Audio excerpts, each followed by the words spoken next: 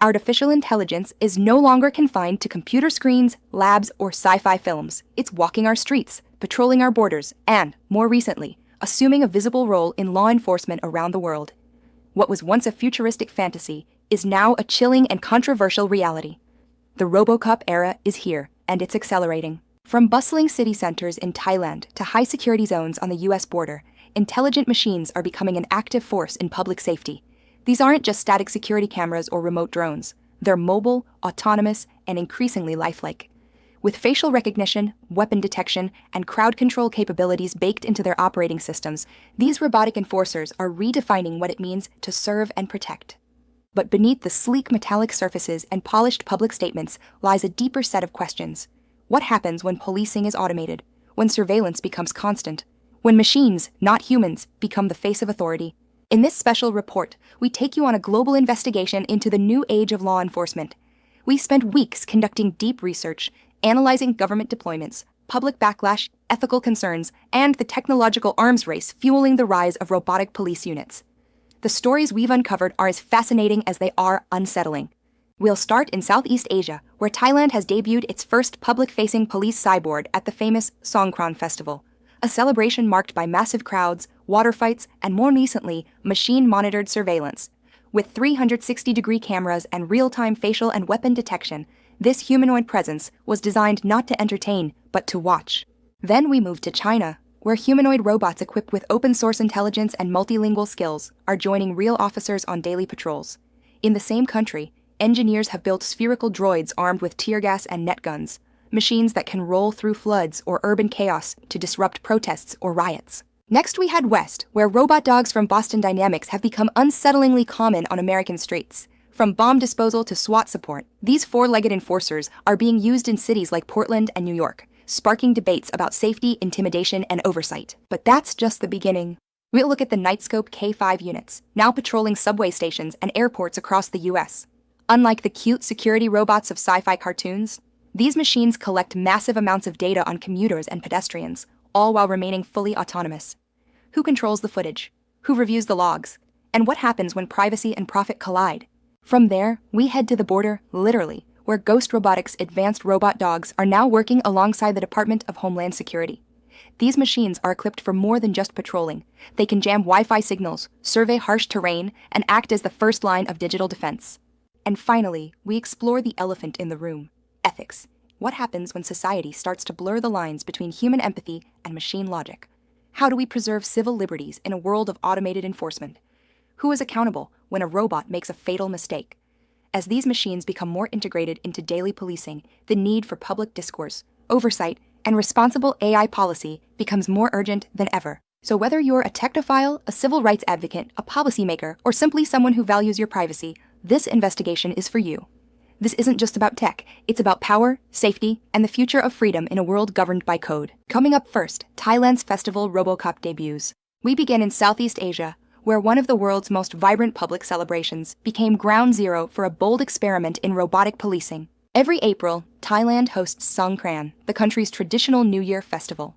It's a nationwide celebration marked by water fights, parades, and millions of people gathering in the streets.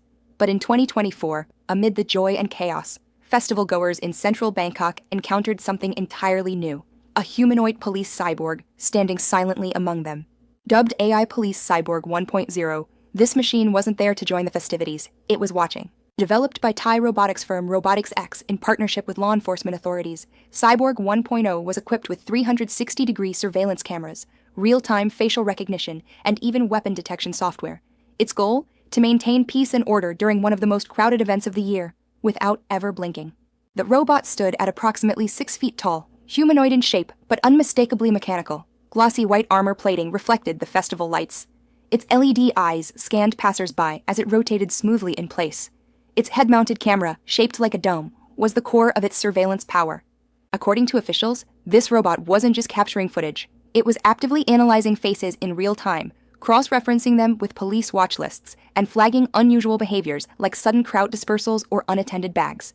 If a match or threat was detected, the robot instantly alerted human officers nearby. Its programming even allowed it to recognize body postures associated with aggression. One official described the bot as a preventative presence, not replacing police, but reinforcing their watch. And the deployment was more than symbolic. In previous years, Songkran saw frequent pickpocketing, drunken fights, and minor stampedes. In 2023, authorities responded to over 1,200 security-related incidents during the festival. But in 2024, with Cyborg 1.0 deployed as part of a wider AI initiative, that number reportedly dropped by over 30%. Thai police credited the robot's 24/7 vigilance and instant alert system with making a measurable impact. However, not everyone was comfortable. Many festival goers were caught off guard. Some took selfies, treating it like a novelty. Others were more suspicious. "Is it watching my face?" one man asked a reporter. "Where does that data go?" That question sparked wider concerns across Thai social media. Posts questioning surveillance, consent, and the lack of transparency went viral. Was facial recognition really necessary at a family-oriented water fight? And could this be the beginning of a broader surveillance rollout across Thailand? Privacy advocates pointed out that there were no clear signs or consent mechanisms around the robot. No explanation of what data was being collected, how long it would be stored, or whether it would be used for future investigations.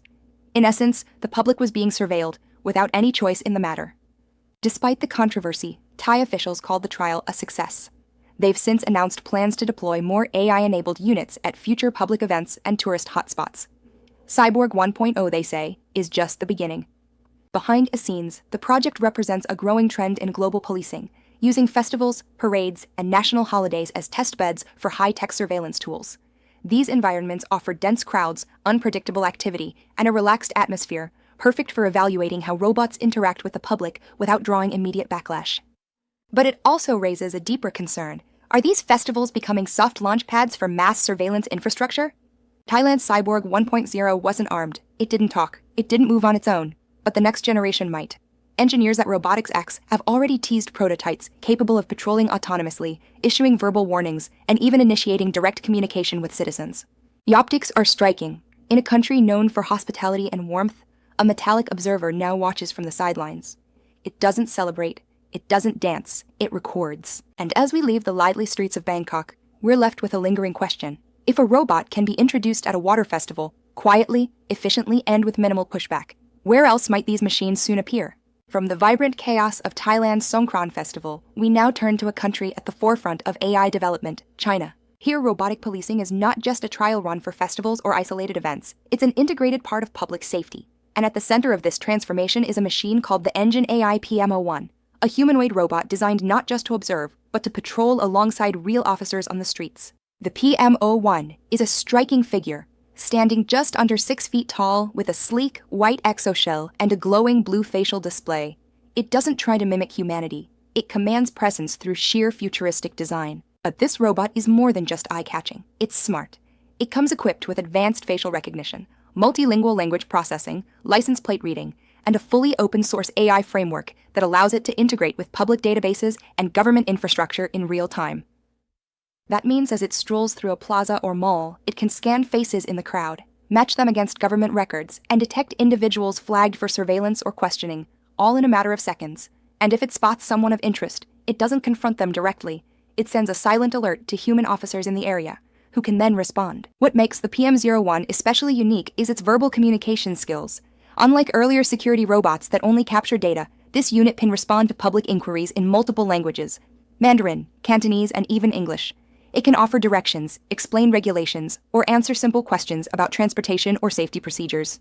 In short, it's part surveillance tool, part public service assistant.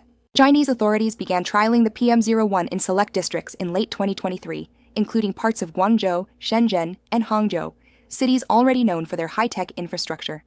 Early footage showed the robot patrolling subway stations, business districts, and even public parks, moving fluidly through pedestrian traffic while scanning everything in sight. Government officials praised the pilot programs. They said the robot had proven effective in increasing community trust and reducing minor disturbances. But behind the polished press releases, there was more at play. Civil rights groups inside and outside of China raised red flags almost immediately. The concern wasn't just the robot's capabilities, it was what it was connected to. The PM01's facial recognition system plugs directly into China's massive social credit system and national surveillance grid, arguably the most expansive and centralized surveillance network in the world. That means every face it scans can be instantly linked to a person's name, occupation, travel history, online activity, and even their political affiliations. It's not just about catching criminals. It's about identifying and possibly tracking anyone deemed untrustworthy by the state. There's also the matter of scale. With China producing tens of thousands of AI-enabled robots every year, what begins as a trial in a few cities can rapidly expand into a nationwide initiative. Already, PM01 variants are being tested at major transportation hubs and government buildings. Some are even being stationed at schools and hospitals, not just for security, but for data gathering, behavioral monitoring, and health surveillance. In interviews with Chinese media, engineers from Engine AI boasted about the robot's ability to identify mood changes in people based on body language, posture, and facial micro-expressions. If true, this pushes the PM01 beyond basic surveillance into the realm of predictive policing. And that's where the alarm bells really start to ring. If a machine can flag someone based on how they walk, frown, or glance at a building, it opens the door to preemptive suspicion. Policing not based on actions, but assumptions. It's the algorithmic profiling of a person's intent before they've done anything wrong. Add to that the robot's open-source architecture, and we're looking at a system that can continuously evolve, learn, and reprogram itself, raising questions about long-term control and accountability. But public reaction inside China has been mixed. Some citizens, especially in cities already accustomed to heavy surveillance, view the PM01 as a natural progression. "It makes me feel safer," one woman told CCTV News. "It's always watching, so bad people won't do anything." Others, however, expressed quiet discomfort. "I don't know what it sees," a young man said. "Maybe it sees too much." International observers remain skeptical. Organizations like Human Rights Watch and Amnesty International warn that giving law enforcement access to this level of biometric surveillance, combined with AI-driven judgment, could lead to authoritarian overreach, especially in a country with limited transparency or legal recourse. The Chinese government, meanwhile, shows no signs of slowing down. In 2025, they announced plans to produce over 5,000 units of the Engine AI PM01 for deployment across urban, suburban, and even rural areas. Their stated goal? To create a seamless AI-assisted public safety grid that leaves no corner unwatched. For now, the PM01 is still mostly a companion tool, serving alongside human officers rather than replacing them. But that balance could change quickly. Because the more these robots can see, analyze, and respond, the more appealing it becomes to rely on them, especially in places where manpower is stretched thin or public trust in human policing has eroded. And that's the paradox. In striving for perfect security, are we building perfect surveillance? Next, we roll deeper into China's AI arsenal, this time with a very different kind of cop. It doesn't walk, it doesn't talk, it rolls, fast, silent, and heavily armed. From the humanoid PM01 patrolling city streets to the next phase of robotic law enforcement, we move into more aggressive and unconventional territory. Meet the RTG spherical pursuit droid, China's latest entry in crowd control robotics. Unlike humanoid robots designed for public relations or basic patrols, the RTG is a pure enforcement tool. Roughly the size of a yoga ball, this autonomous sphere doesn't walk or wheel, it rolls. And it's designed to do so across nearly any terrain, urban sidewalks, muddy fields, or even flooded streets. Its purpose? Riot control, protest suppression, and rapid response crowd dispersal. At first glance, it looks like something out of a futuristic sci-fi film, a matte black sphere, segmented into armored panels, housing retractable gear like tear gas launchers, acoustic cannons, and even net guns, capable of immobilizing targets. But this is no fantasy, it's real, and it's already been deployed in select test zones within mainland China. The RTG's advantage lies in its agility and autonomy. Powered by a stabilized gyroscopic core and AI-assisted navigation, it can move independently at high speed, slipping through tight spaces or rolling over small obstacles while maintaining full sensory awareness. It's equipped with 360-degree thermal cameras, LiDAR mapping, and AI behavior analysis. That means it doesn't just see the crowd, it understands the density, movement patterns, and potential threats in real time. And if things escalate, it can respond. Let's talk payload. When activated in riot control mode, the RTG can deploy tear gas canisters from hidden compartments on either side. It's programmed to launch these canisters in a targeted arc, avoiding bystanders while dispersing high-density areas. In more extreme cases, the bot's sound cannon can emit painful frequencies that disorient and disperse crowds. This so-called non-lethal tactic has already drawn concern from human rights organizations, who warn of potential long-term hearing damage and trauma. And then there's the net gun, a last resort measure designed to capture or incapacitate a specific individual. It fires a compact, high-tensile mesh that entangles limbs and makes escape difficult. While marketed as a safer alternative to tasers or physical confrontation, Critics say its use on moving or unaware civilians could lead to serious injury. All of this is packaged into a robot the size of a basketball player's torso. So where did it come from? The RTG was first revealed at a 2024 Beijing Technology Showcase, where it drew both applause and alarm. It was developed by a defense contractor with close ties to the Ministry of Public Security. Initial demonstrations focused on its mobility and real-time crowd monitoring, but the military-grade deterrent features were confirmed shortly after. According to Chinese state media, the RTG is designed for volatile civic environments such as protests, major events, or lockdown enforcement zones. Its first reported test came during a simulated protest drill in Shandong province, where a group of volunteers acted as a disruptive crowd. Within minutes of simulated escalation, 3 RTG units deployed autonomously, rolling through the crowd, scanning individuals, and releasing bursts of gas when aggressors were identified. The demonstration ended with the droids securing a virtual perimeter, leaving a cloud of gas and a handful of volunteers restrained in netting. Critics were quick to respond. Analysts from international watchdog groups labeled the RTG a protest suppression machine disguised as public safety. While the Chinese government claims it's strictly for peacekeeping, the timing and tone suggest otherwise. In a nation where public dissent is tightly controlled, the introduction of such technology raises alarm bells. The RTG also represents a shift in robotic policing strategy, from companion tools that aid human officers to autonomous systems that can take action without human intervention. Think about that for a moment. A robot that identifies a perceived threat, calculates the best dispersal tactic, and deploys chemical or sonic countermeasures, all without a human giving the order. That kind of autonomy terrifies civil liberties advocates. What safeguards are in place to prevent false positives? What happens if the AI misreads a peaceful protester as a threat, or a child as an aggressor? Unlike human officers, robots lack discretion. They follow rules, not context.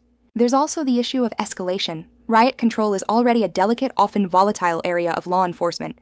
The presence of aggressive, silent, machine enforcers could make situations worse, not better. Imagine a peaceful protest where a rolling robot suddenly appears, armored, uncommunicative, and armed. The psychological effect alone could cause panic. Furthermore, these machines are programmed to survive conflict. Their hardened shells resist kicks, hits, and thrown objects. That might protect them from vandalism, but it also means they won't back down or retreat when things get tense. And with a growing number of nations, not just China, exploring similar technologies, the RTG could become a prototype for future riot enforcement across the globe. Already, security firms in the Middle East and Eastern Europe have expressed interest in acquiring or licensing the technology. Some American tech analysts speculate that a commercial version of the spherical bot could be tested for private security or event management in the next 5 years. That raises an unsettling possibility: military-grade crowd control tools entering private hands. Today, it's used to break up protest drills in China. Tomorrow, it could be rolling through concerts, stadiums, or city protests in countries around the world, operated not by police, but by private security firms with little oversight. What was once the realm of sci-fi dystopias is becoming increasingly real. The RTG represents a pivot from policing with humans to policing through machines, and that shift could have long-term consequences for public discourse, civil rights, and the very nature of protest itself. As we move forward in this investigation, one thing becomes clear. The age of robotic law enforcement is not coming. It's here, and it's rolling. Next, we turn to another group of robots that don't roll, but trot. Silent, precise, and increasingly common in American cities. From spherical riot bots in China, we now move to the United States, where law enforcement has adopted a different breed of robotic enforcer. They don't walk on 2 legs, or even roll. They trot. Meet Boston Dynamics Spot, the now infamous 4-legged robot dog that's making its way onto the streets of Portland, New York City, Los Angeles, and beyond. Originally designed for industrial inspection, disaster relief, and hazardous terrain exploration, Spot has evolved into something far more controversial: a law enforcement tool. Over the past 3 years, Spot has been used in bomb squad deployments, hostage situations, SWAT reconnaissance, and even public patrols, raising questions about militarization, privacy, and public safety. Let's take a closer look. Spot stands about 3 feet tall, weighs 70 pounds, and walks with an eerie, animal-like gait. It's equipped with 360-degree cameras, thermal imaging, and can be fitted with custom payloads, from communication devices to radiation detectors to robotic arms. In New York, the NYPD first deployed Spot, nicknamed Digidog, during a 2021 hostage situation in the Bronx. The robot was sent into an apartment where an armed suspect was believed to be hiding. It scanned the scene, relayed video in real time, and helped officers plan a safer approach. That was the headline. But the reaction? Not so smooth. Footage of a robotic dog pacing through public housing triggered public outrage. Critics slammed it as dystopian, tone-deaf, and emblematic of over-policing in vulnerable communities. The backlash forced the NYPD to return the robot and cancel its lease temporarily because Spot came back. In 2023, the NYPD reintroduced the robot with a new contract, updated guidelines, and a new PR push. This time, officials insisted the dog would only be used in life-threatening scenarios, not routine patrols or surveillance. But the trust was already eroding. Portland, meanwhile, has taken a more experimental approach.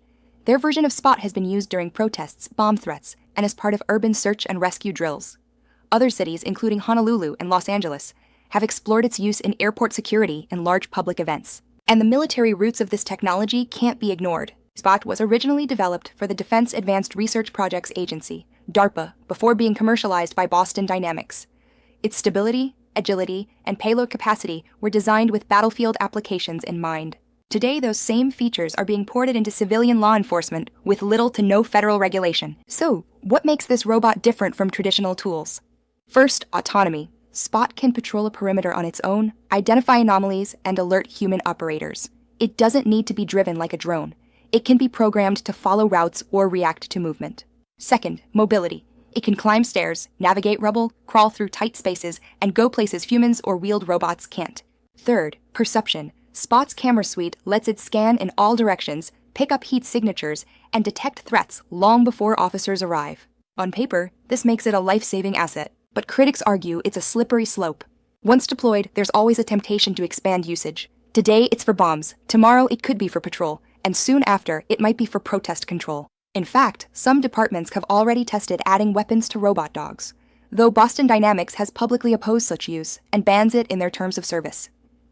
But other manufacturers don't share those scruples. Overseas, armed quadruped robots have already appeared in military drills, complete with machine guns mounted to their backs. And with U.S. police departments showing growing interest in robotics, the line between surveillance and force may begin to blur. There's also the question of data. Every time Spot is deployed, it's collecting video, thermal, and behavioral data. Where is that footage stored? Who has access? What protections exist to prevent misuse? In some cases, the robots have been used to collect information in private residences, triggering alarms among civil liberties groups. The ACLU and Electronic Frontier Foundation have demanded stricter regulations, transparency, and public input before robotic systems are allowed in community policing. But so far, policies vary wildly from city to city. And then there's cost. Each Spot unit can cost between $75,000 to $100,000, not including maintenance, customization, or training. In cash-strapped departments, this raises the question: why are we funding robotic dogs when basic social services are underfunded? Supporters respond that these tools reduce risk to officers and the public. Why send a human into danger when a robot can do the job? That argument holds weight, especially in high-risk scenarios like bomb disposal or hostage standoffs. But it doesn't justify a blank check or unchecked deployment. Because while Spot doesn't carry a gun, its presence is still intimidating. It changes the dynamic of public encounters with police. It symbolizes force, even when inactive. And in communities with a history of over-policing or strained police relations, that symbolism matters. Public perception isn't just optics. It shapes trust. And trust is the foundation of effective policing. So where does that leave us? As robot dogs trot further into our cities, we face a choice. Do we draw clear boundaries, defining when, where, and how these machines can be used? Or do we let innovation outpace regulation, allowing the deployment of AI tools without meaningful public debate? Because one thing is clear, these dogs are just gadgets. They're symbols of power, of surveillance, of a future where technology mediates every human interaction. Coming up next, the machines that don't bark or walk, but still patrol our public spaces, silently, autonomously, and always watching. Let's talk about America's subway and airport security bots, the Knightscope K5 units. Robot dogs may draw attention with their unnerving animal-like movements, but another class of police-adjacent machines is quietly integrating into daily life across America's most crowded spaces. Meet the Knightscope K5, a bullet-shaped 5-foot-tall security robot now patrolling subways, airports, malls, and public streets. Unlike Boston Dynamics Spot, these bots don't walk, talk, or intervene in crimes. But what they lack in nobility, they make up for in surveillance power. Let's unpack the rise of America's most prolific security robot. The K5 resembles a cross between R2-D2 and a water heater. It glides on wheels, weighs over 400 pounds, and is equipped with thermal sensors, license plate readers, facial recognition, and audio monitoring capabilities. It doesn't carry weapons, but it doesn't need to. Its job is to watch, record, report, and deter. In New York City, these robots have been deployed in the subway system as part of the NYPD's pilot program to reduce crime and increase commuter safety. Mayor Eric Adams introduced the rollout in 2023, positioning the K5 as a high-tech solution to public security concerns. The goal? Use constant presence and AI monitoring to discourage theft, vandalism, and violent crime. But the moment K5 hit the subway station floor, the backlash began. Critics asked, who gave permission for our daily commute to become a surveillance experiment? The K5 records 360-degree video at all times. It can identify faces, track motion, and automatically flag suspicious behavior, all while feeding data back to a centralized hub. Unlike fixed security cameras, the K5 roams. It moves along pre-programmed patrol paths, scanning every passerby in real time. And unlike human officers, it never sleeps, never gets distracted, and never forgets a face. Privacy advocates were quick to point out the dangers. While the NYPD stated that audio recording would be disabled, there were no guarantees. No transparency into what data was being stored. No assurance that footage wouldn't be shared or sold to third parties. Because here's the catch. Knightscope is not a government agency. It's a private company. And when private companies provide public surveillance infrastructure, accountability becomes murky. Knightscope's business model is built around leasing its robots to police departments, corporations, and event venues. It also monetizes the data collected by its machines, providing analytic dashboards and predictive insights to clients. In short, your movements are someone else's product. This isn't just theoretical. In California, K5 robots were deployed at shopping malls and hospitals, where they tracked people's movements without public input. In one instance, a K5 in San Francisco ran over a toddler's foot. In another, the bot was pushed into a fountain by a man protesting its presence. These incidents highlight a growing unease with public-facing surveillance bots, particularly when they're placed in transit hubs, schools, and government buildings. Critics argue that these machines create a false sense of security while introducing real risks: data leaks, biased identification algorithms, and mission creep. The K5's facial recognition system is powered by AI software that remains largely proprietary. That means we don't know how it was trained, how accurate it is across different demographics, or what error rates look like.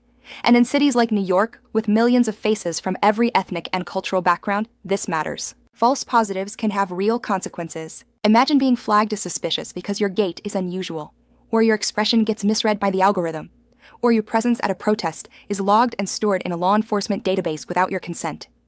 Now multiply that by thousands of daily commuters. There's also the issue of data storage. Where is all this video going? Who has access? How long is it kept? When pressed, Knightscope has declined to share specifics, citing client confidentiality, and therein lies the problem: public policing through private platforms. If a robot makes a mistake, who's responsible? If someone hacks the system, who gets notified? If your face is scanned and stored without cause, how you challenge it? Right now, most cities don't have policies in place to address these scenarios. The legal frameworks simply haven't caught up. Supporters of K5 argue that these bots reduce the need for human patrols in low-risk areas, freeing up officers for more serious duties. They point to stats showing increased visibility and decreased petty crime in areas where K5s patrol. And for some, the sight of a glowing blue robot gliding past creates a sense of modernity and safety. But for others, it feels like Big Brother on wheels. There's also a psychological dimension. People behave differently when they know they're being watched. That may reduce bad behavior, but it also chills free expression, especially in sensitive settings like protests, religious gatherings, or even daily commutes. And when surveillance is persistent but invisible, when there's no way to opt out, consent is effectively removed from the equation. Even the NYPD's own rollout showed signs of unease. The robot was initially assigned to just one subway station for a limited number of hours, and required supervision by a live officer at all times. That's not confidence. That's caution. And that caution is warranted. As autonomous bots become more present in public spaces, we must ask, what kind of society are we building? Are we creating smart, efficient cities or quiet panopticons? Are we using AI to reduce danger or just outsource oversight? Because what happens when a robot spots suspicious behavior that isn't suspicious at all? What happens when it flags the wrong person?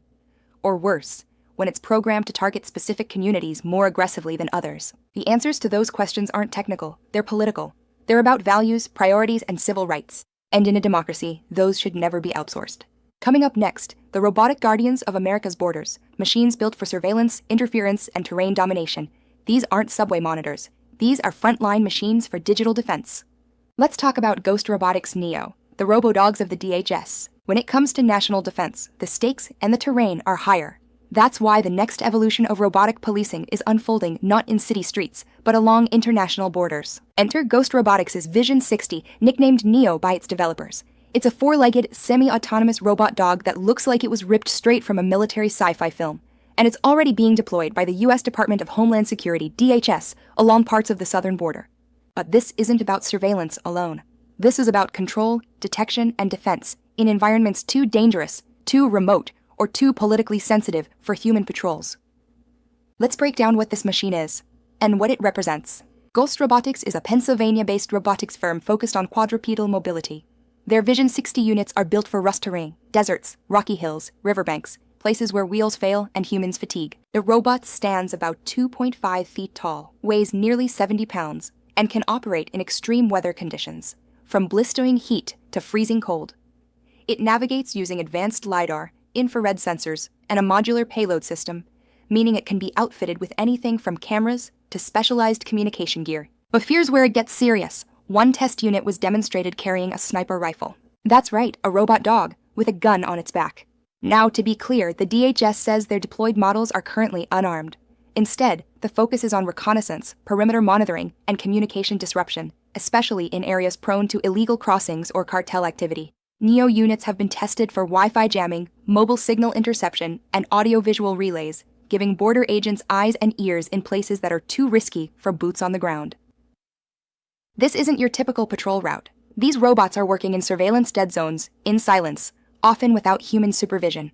And that's what makes them so powerful and controversial. The US border has long been a political flashpoint, but the deployment of robotic enforcers introduces an entirely new element, one that bypasses human discretion in the name of continuous, automated monitoring. Let's consider what this means on the ground. Imagine crossing a rugged patch of land at night, unaware that a robot dog is tracking your every move from behind a ridge, its thermal sensors locked onto your body heat, its cameras scanning your face, and its data uploading in real time to a central DHS database. There's no negotiation, no human contact, no empathy. Just code, cameras, and command. Supporters of the program argue that Neo units help save lives, both for agents and migrants. They can navigate dangerous terrain, detect motion faster than humans, and reduce the need for direct confrontation. In high-risk smuggling zones, they offer a tactical advantage that human agents simply can't match. But critics aren't convinced. Immigration advocates warn that this tech-forward approach dehumanizes an already fragile situation. It replaces potential humanitarian response with cold automation. And without clear accountability, the potential for rights violations and overreach grows dramatically. And then there's the slippery slope. Once deployed in one region, what stops these machines from being used elsewhere? Could robot dogs be used for urban crowd control? For domestic surveillance during civil unrest? For autonomous enforcement in protest zones? It's not as far-fetched as it sounds. Ghost Robotics has already marketed its platform to military contractors worldwide, and their Vision 60 unit, thanks to its modular design, can be weaponized. Partner companies have demonstrated it equipped with precision rifles, automated targeting systems, and even drone deployment pods. So while DHS says their use is strictly for surveillance, the potential applications go far beyond that. And with minimal public oversight, there's little to stop that mission from expanding. The broader issue is transparency. We don't know how many units are deployed. We don't know how long data is stored. We don't know what rules govern engagement, or what happens if a robot malfunctions or makes a false identification. Just like with the Nightscope bots in American cities, the chain of accountability remains unclear. Even more concerning, these technologies are often tested before public knowledge or consent is obtained. Border towns have reported sightings of robot dogs before any official announcements were made. There's no signage, no public hearings, just silent deployments in remote places. And that's a pattern worth noting, because the further you move from public view, the easier it becomes to test, scale, and normalize. That's why critics say the border is more than just a deployment zone. It's a proving ground. If Neo units can operate without backlash here, they might show up in disaster zones next, or at airports, or at schools. Because once the infrastructure exists, the manufacturers, the data platforms, the real-time AI processing pipelines, reusing it becomes an attractive proposition. It's cheaper than retraining humans, it's faster than rewriting policy, and it's harder to question when it's already in place. That's why this isn't just about borders, it's about boundaries. Legal, ethical, and societal. So far, there's little regulatory framework to govern robotic enforcement at the federal level.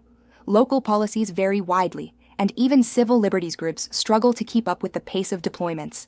And when policies lag behind tech, rights tend to lose. The Vision 60 isn't the problem, it's just a machine. The problem is the lack of guardrails, the lack of public conversation, and the assumption that technological capability equals moral justification.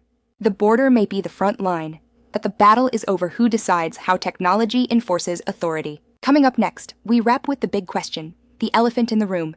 As robots become enforcers, surveillance, and decision makers, what happens to civil liberty, public trust, and the soul of justice itself? Let's explore the RoboCOP dilemma, where privacy, ethics, and technology collide. We've seen the robot officers. We've followed them through the streets of Bangkok, the subways of New York, the deserts of the American border. We've witnessed their capabilities, facial recognition, weapon detection, real-time data logging, and the incredible potential they bring for efficiency and safety. But now it's time to confront the most pressing question of all. At what cost? The rise of robotic policing isn't just about machines replacing humans. It's about how societies choose to enforce rules, protect citizens, and maintain order. And it's about what rights, freedoms, and human elements we risk sacrificing in the process. Let's begin with surveillance, arguably the backbone of all robotic law enforcement systems. From Thailand's Cyborg 1.0 to China's Engine AI patrol bots, from Knightscope's K5 to Ghost Robotics Vision 60, the core selling point is data, real-time facial scans, behavioral profiling, movement tracking, environmental monitoring. But this level of surveillance is not neutral.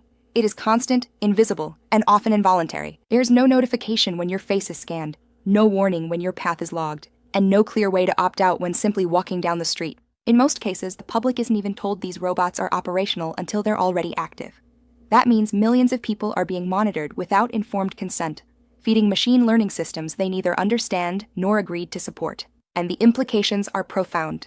Studies from MIT, Georgetown Law, and the ACLU have repeatedly shown that facial recognition systems, especially those used by law enforcement, exhibit significant bias. Women, children, and people of color are disproportionately misidentified. False positives can and do lead to wrongful stops, arrests, and traumatic encounters. So when robots rely on these flawed systems to take action, the results can be devastating. Now let's talk about accountability.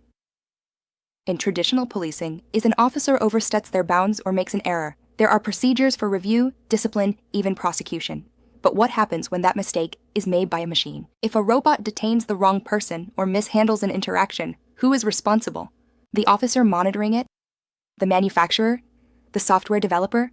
Or no one at all? Right now, there is no unified legal framework for assigning blame in cases involving autonomous or semi-autonomous policing systems. That means victims often have no legal recourse, and bad actors may face no consequences. Even more troubling is the issue of mission creep. A robot deployed today for crowd safety can easily be reprogrammed for protest suppression tomorrow. The same surveillance network that helps track a missing person can be used to track political dissidents or undocumented residents. History has shown us technologies designed for noble purposes are often repurposed for control. We saw it with drones, with metadata collection, with predictive policing algorithms. And we're seeing it again with robotic enforcement. Then there's the corporate angle. Many of these law enforcement robots are developed by private tech companies that are not subject to the same transparency requirements as public agencies. They're often governed by non-disclosure agreements, proprietary algorithms, and profit-driven roadmaps.